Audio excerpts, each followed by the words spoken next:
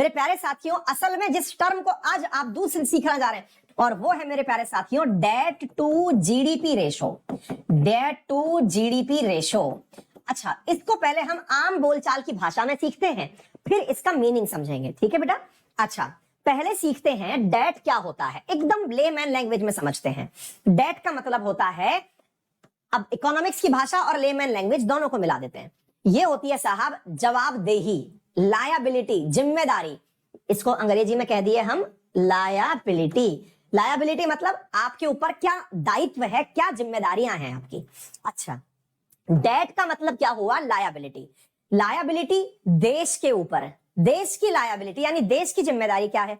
अब आप पूछेंगे सर देश तो मेरे लिए भी जिम्मेदार है, मैं आज बेरोजगार हूं तो मेरे लिए भी जिम्मेदार है, मैं अमीर हूं तो मेरे लिए जिम्मेदार है, मैं बीमार हूं तो मेरे लिए जिम्मेदार है। भाई सबके लिए जिम्मेदार है, लेकिन यहां इसका मतलब ये नहीं है। यहां इसका मतलब ये है liability on consolidated fund of India. ध्यान से सुनिएगा, बहुत ही महत्वपूर्ण चीज बता रहा हूं। कंसोलिडेटेड फंड ऑफ इंडिया, ध्यान से समझिएगा। क्या कहा मैंने आपसे? Liability on consolidated fund of India, मतलब भारत की जो संचित निधि है, जहां पर देश का संपूर्ण धन रखा हुआ है, जो आपने टैक्स के माध्यम से चुकाया, भारत में कर्ज के माध्यम से आया, भारत सरकार के पास जो कुल धन है मेरे प्यारे साथियों, उसे क्या कहते हैं? Consolidated fund of India. तो उसमें जितनी भी जिम्मेदारियां हैं उन्हें लायबिलिटी कहते हैं। आ गई बात समझ में? अभी मैं इसका भी सरल रूप समझाता हूं। साथियों, आप अपने पिताजी के साथ जाके बैठिएगा आज, उनसे पूछिएगा पापा आपकी लायबिलिटीज क्या क्या है, आपको क्या क्या करना है। लायबिलिटीज मतलब आपकी जिम्मेदारियां क्या क्या है, तो वो बताएंगे आपको देख करके तू ही है पहली जिम्मेदारी। तो सबसे पहला डायलॉग उनका जो आएगा, तू ही है पहली जिम्मेदारी, तो तू पहले सेट तो हो जा, फिर तेरा ब्याह करना है। आ गई बात समझ में? तो सबसे पहली जिम्मेदारी तो वो देख के बैठे हुए हैं। आप पूछेंगे एक मिनट पापा पहले ये बताओ इमीडिएट जिम्मेदारी क्या है, फिर गिनाएंगे। देख अभी तेरी बहन की शादी करनी है, फिर तू बेरोजगार रह गया तो तेरे को दुकान पकौड़े की खुलवानी है? फिर आज ये पूरे खर्चे ही तो है बेटा, घर बनवाना है, अब मेरी गाड़ी की एवरेज नहीं आ रही, दूसरी गाड़ी लेनी है, गाड़ी पुरानी हो गई, तेरी मम्मी का फोन खराब हो रखा है, रोज मेरे खून पी रही है, अब उसको फोन दिलाना है? कपड़े फट गए, वो छोटे वाले कपड़े देख उसके फटे पड़े, उसके कपड़े दिलवाने हैं? तेरी दादी की तबीयत खराब पड़ी है, दादी को ले जा करके इलाज करवाना है। पूछे मत भाई कितने पैसा आवे, भाई सारा खर्च हो जाए। भाई लाला, आप कभी पिताजी के पास जाके कहना पापा मेरे को नया फोन चाहिए, पापा कहेंगे आजा बैठ पहले।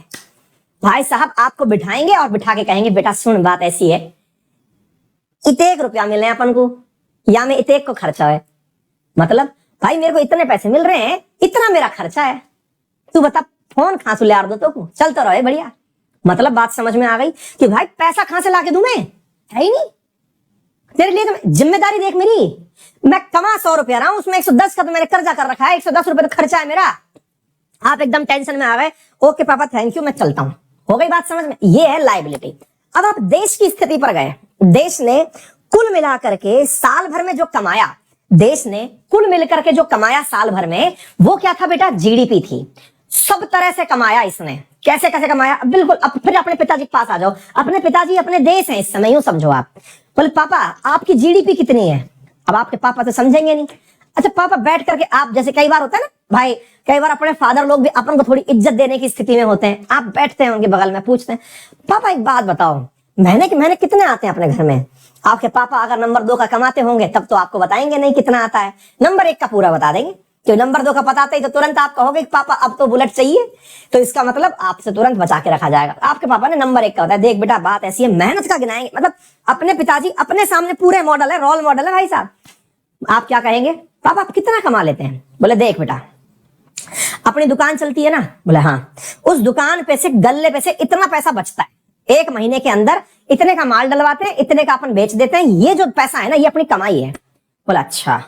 और देख सुन बात ऐसी है कि अपने यहाँ पर वो जो बैठा हुआ है ना लड़का, वो क्या करता है? टिकट बुकिंग का काम करता है। एक अपन ने छोरा बिठा रखा है दुकान पे। बोले हाँ पापा। वो टिकट बुक करता है, कोई भी आएगा रेलवे का टिकट बुक करेगा, उस पे अपन को पर टिकट 10 रुपए मिलता है। बोले बहुत सही है पापा। बोले सही है। और एक दूसरा अपन ने नहीं बिठा रखा जो आने जाने वालों को कहता है भाई साहब यहाँ इस होटल में जाइए, भाई साहब आप इस होटल में जाइए, एक छोरा अपन ने बाहर खड़ा कर रखा है। बोले हाँ पापा।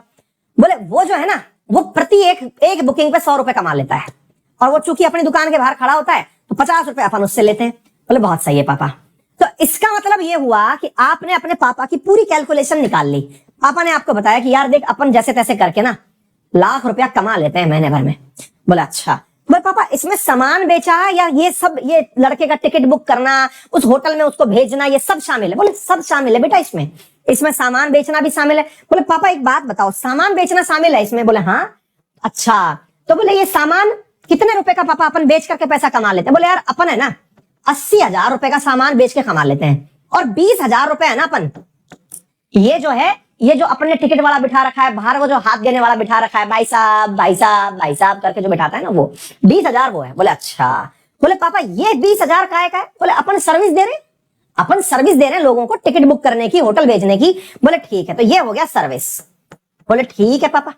आपने इस पूरी दोनों चीजों को जोड़ लिया। किन दोनों चीजों को जोड़ लिया? अब इन दोनों चीजों को नोटिस करना।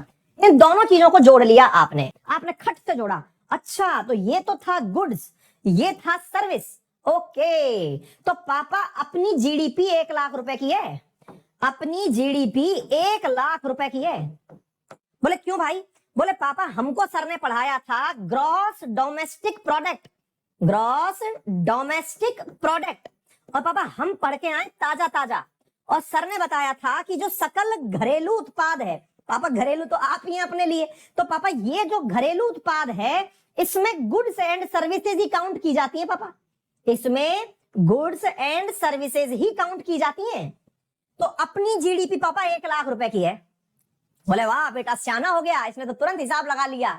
फिर पापा कहेंगे अरे इधर आ पहले बैठ बगल में। बोले हाँ अब तो सुन, बात बेटा ऐसी है, अपना खर्चा भी तो सुन ले। बोले हाँ पापा बताओ खर्चा कितना है?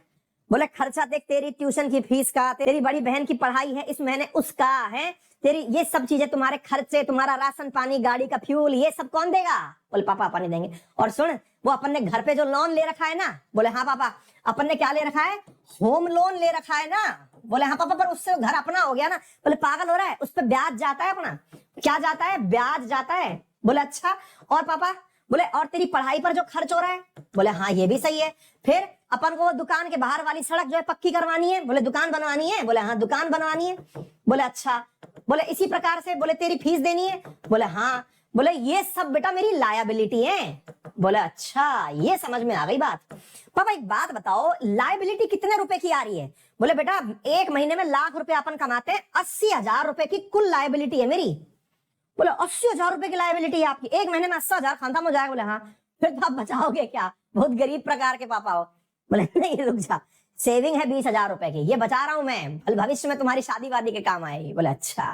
फिर अब एक बात बताओ, अपन की जो कुल लायबिलिटी है, मान लीजिए 100 रुपए अपन कमाते हैं, उसमें से कितने रुपए अपन ब्याज में दे रहे हैं? अब ध्यान से सुनना, ये बात ध्यान से सुनना, यहीं से आपको सारी बात समझ में आएगी।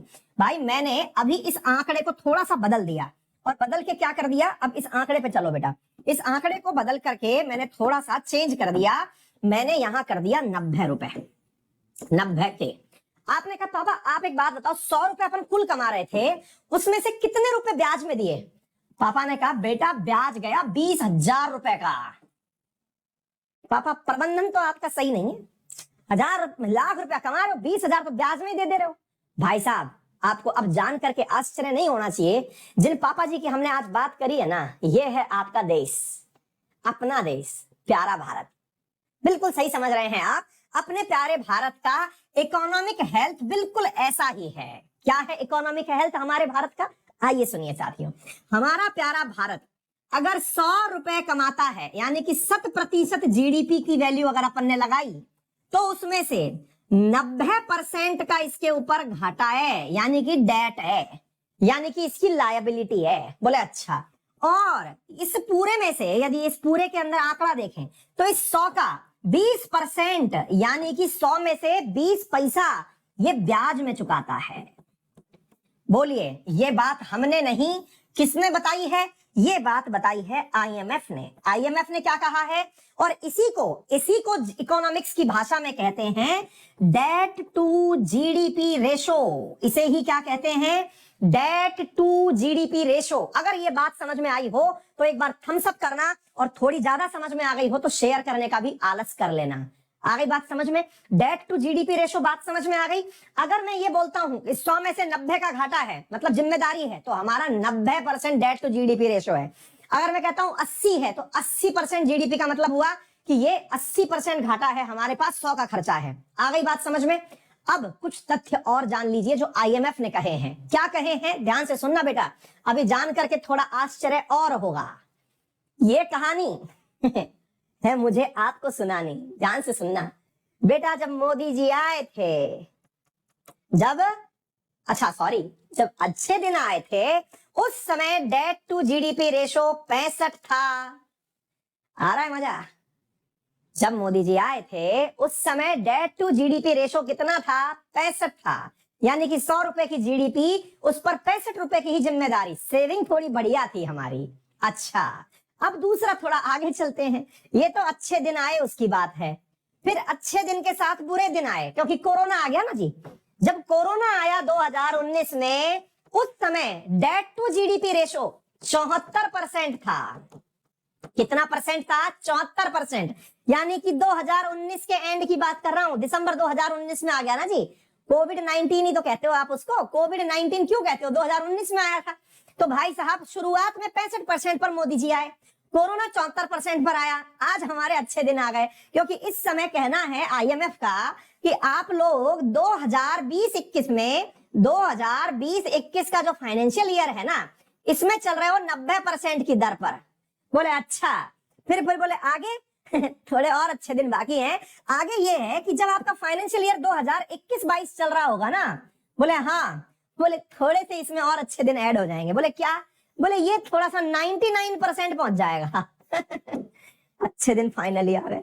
मतलब क्या है? मतलब ये है कि 99% आपका डेट टू जीडीपी हो जाएगा।